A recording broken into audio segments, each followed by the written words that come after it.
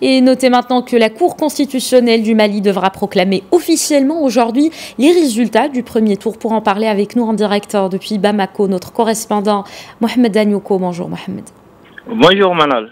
Alors l'annonce de ces résultats est-elle confirmée et si oui, comment les Maliens l'ont-ils accueillie?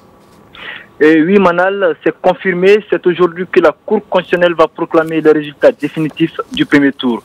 Mais je viens de passer devant la Cour constitutionnelle, le dispositif sécuritaire est imposant, cela pourrait s'expliquer, n'est-ce pas, par les propos tenus hier au grand meeting de protestation des 18 candidats. Par exemple, on a entendu le général Moussa Senko Koulibaly, qui est candidat à cette élection et qui a été le chef de cabinet de Amadou Aya Sanogo, le chef de la junte, qui a opéré le coup d'État en 2012, appelé les Maliens à la résistance et leur a demandé d'être prêts au combat. Il y a aussi le candidat Mohamed Ali Batili, qui a été ministre de la Justice d'Ibeka, qui a appelé à la contestation des résultats de la Cour constitutionnelle, car selon lui, la Cour, en interprétant la loi électorale sur la question des procurations, a pris parti pour le régime en place.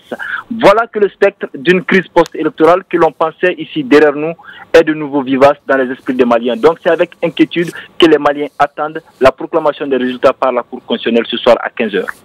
Alors vous êtes allé aussi à la rencontre des observateurs de ce scrutin. Que pensent-ils des conditions dans lesquelles s'est déroulé d'abord le premier tour de la présidentielle?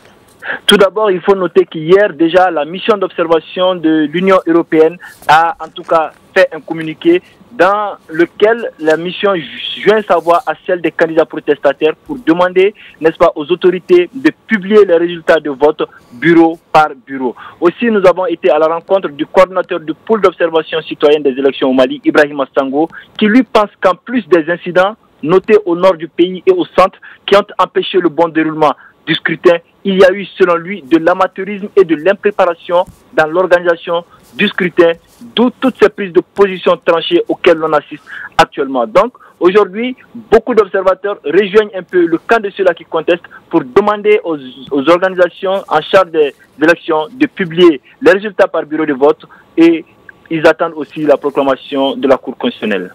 Merci beaucoup Mohamed Danyoko pour cet éclairage en direct depuis Bamako.